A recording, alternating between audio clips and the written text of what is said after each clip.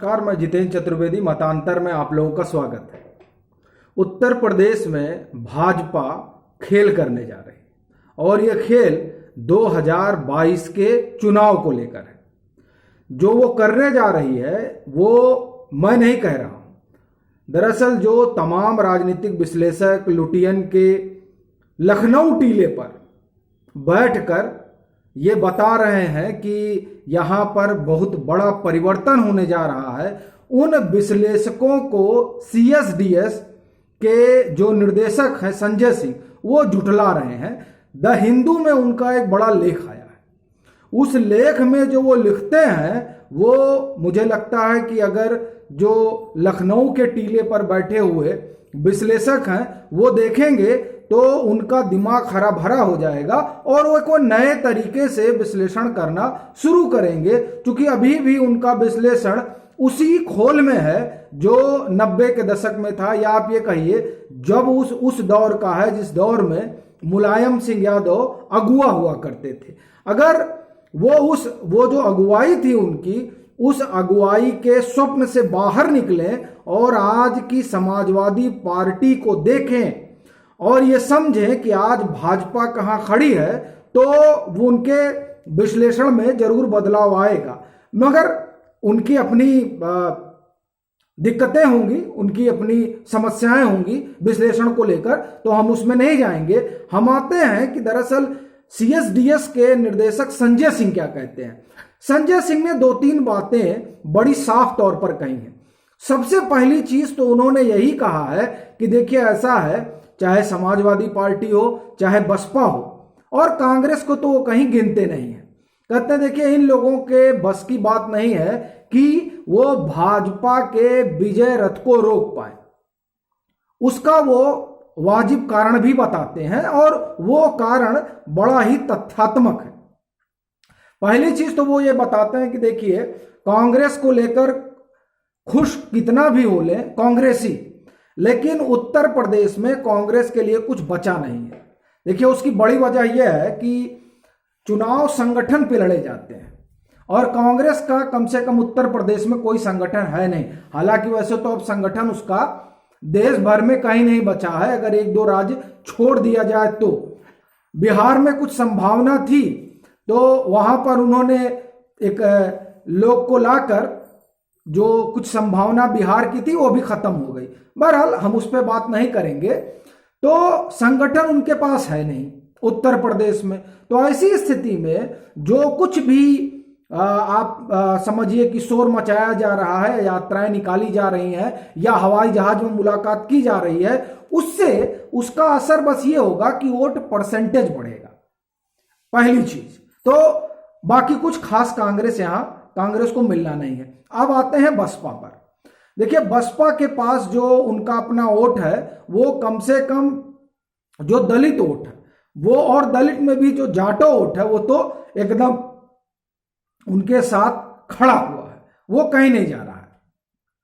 बाकी भी अभी तक जाता हुआ नहीं दिख रहा है, क्योंकि वोट परसेंटेज जो है उत्तर प्रदेश में दलित वोट 21% के आसपास माना जाता है। और बसपा सुप्रीमो को आप ये मान के चलिए कि 19 से 20% वोट मिलता ही रहा है। किसी भी चुनाव का आंकड़ा उठाकर देख लीजिए, और इससे ज्यादा भी रहा है। तो उनका वोट कहीं जाने वाला नहीं है।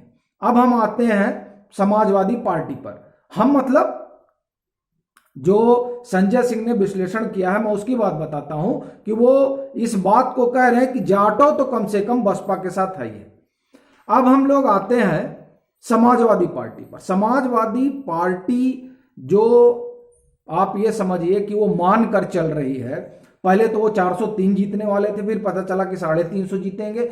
अभी का मालूम नहीं कि अभी क्या ट्रेंड में चल रहा है कि कितना जो है सपा पाने वाली है। लेकिन वो जो आप समझिए कि सपा को जो लोग बता रहे हैं कि 350 पाने वाली है, 450 पाने वाली है, मतलब 403 ही सीट है, लेकिन फिर भी जो लोग बता रहे हैं उनके अपने आंकड़े होंगे, हम उस आंकड़े पर नहीं जाएंगे। पर जो संजय सिंह लिखते हैं वो कहते हैं कि देखिए ऐसा है कि 40% वोट के आसपास मिला था भाजपा को, और ऐसी स्थिति में अगर भाजपा को हराना है तो महागठबंधन करना होगा, मतलब तीनों को इकट्ठा होना होगा। क्योंकि ये ठीक बात है कि जो अखिलेश यादव का वोट बैंक है, आपका ये समाजवादी पार्टी का है, वो 8% या 9% जो यादव है और उसके बाद में मुस्लिम, तो ये मिला के तकरीबन 25-26% होता है। सरकार बनाने के लिए 30% वोट चाहिए और 40% भाजपा को 2017 में मिला था। तो कितनी भी एंटी इनकम्बेंसी होगी वो अब आप ये मान के चलिए कि 10% पे भाजपा नहीं पहुंचेगी। एंटी इनकम्बेंसी में 2-4% वोट, 5% वोट उसका कटेगा तो भी 35% वोट उसके पास रहेगा। ऐसी स्थिति में भाजपा को अकेले किसी के लिए भी हरा पाना मुश्किल है। इसीलिए वो कह रहे हैं कि अगर भाजपा को रोकना है तो तीनों लोगों को साथ आना होगा। और तीनों में भी सबसे बड़ी बात है सपा और बसपा, मतलब दलित और पिछड़े का वो गठबंधन जो 2015 में बिहार में बना था, वो अगर दोहराया जाता है तो संभावनाएं बनती हैं भाजपा को हटा पाने की। लेकिन फिर वहीं से दूसरा सवाल खड़ा होता है कि ऐसी ही एक कवायद 2019 में हुई थी, तब भाजपा लोकसभा में 62 सीट लेकर आई थी। लेकिन उसके भी अपने जब आप ये विधानसभा के स्तर पर इस तरह का गठबंधन करते हैं तब चीजें थोड़ा अलग हो जाती हैं। क्योंकि तब, जैसे आपको मैं एक उदाहरण देता हूं कि प्रधान का चुनाव जीतना विधायक के चुनाव से ज्यादा कठिन होता है। वही स्थिति होती है कि जब आप लोकसभा और विधानसभा में यह अंतर हो जाता है, क्योंकि उसमें जातिगत समीकरण जो है ज्यादा गहरे हो जाते हैं। तो ये तो आप ये कहा जा सकता है कि नहीं 2019 में हुआ था लेकिन उसका कोई असर नहीं पड़ा।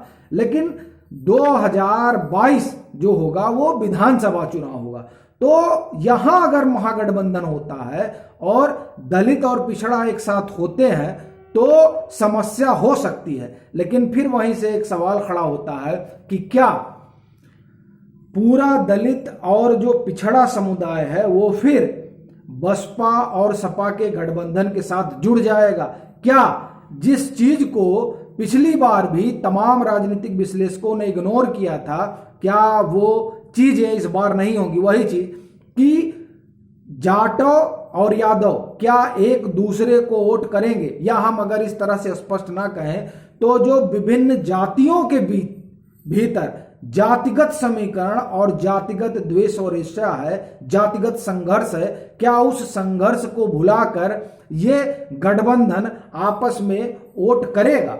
ये एक बड़ी बात है। लेकिन फिर भी अगर हम इन तमाम जो आपसी उठापटक है उसको हम हटा दें तो भी ये बात जो संजय सिंह कह रहे हैं CSDS के, वो ये बड़ी बात बता रहे हैं कि अकेले जाकर भाजपा को उत्तर प्रदेश से हटाना किसी भी विपक्षी दल के लिए सहज नहीं है, फिर वो चाहे समाजवादी पार्टी ही क्यों ना हो, जिसके बारे में ये कहा जा रहा है कि लड़ाई में वही है। लेकिन लड़ाई में वो जीत कर आएंगे या नहीं, ये एक अपने आप में सवाल है, क्योंकि 40% वोट भाजपा को मिला था। अब क्या 10% वोट, मतलब ये अपने 25-26% वोट में भाजपा का जो 40% है उससे 10% वोट झटक पाएंगे? और अगर 10% नहीं झटक पाएंगे तो 5% और 4% झटकने में तो सरकार बनना मुश्किल है। ये एक जो है ओवरऑल सिनेरियो दिखाई देता है जो CSDS के निर्देशक बता रहे हैं, जो उन्होंने अपने एक लेख में कहा, और जो हम लोग अपना एक राय बनती है इन सब चीजों को देखकर और पढ़कर, उससे ये जान पड़ता है कि अकेले राह किसी की सहज नहीं है। सीट तो ये नहीं कहा जा सकता कि 403 भाजपा पा रही है या 325 दोहरा रही है, क्योंकि एंटी इनकम्बेंसी तो एक मसला होता है। लेकिन वो उसको अकेले ये लोग हटा ले रहे हैं, ये थोड़ा कह पाना, अगर आप विश्लेषण कर रहे हैं तो कठिन होगा। आपकी क्या राय है वो आप जरूर बताइएगा।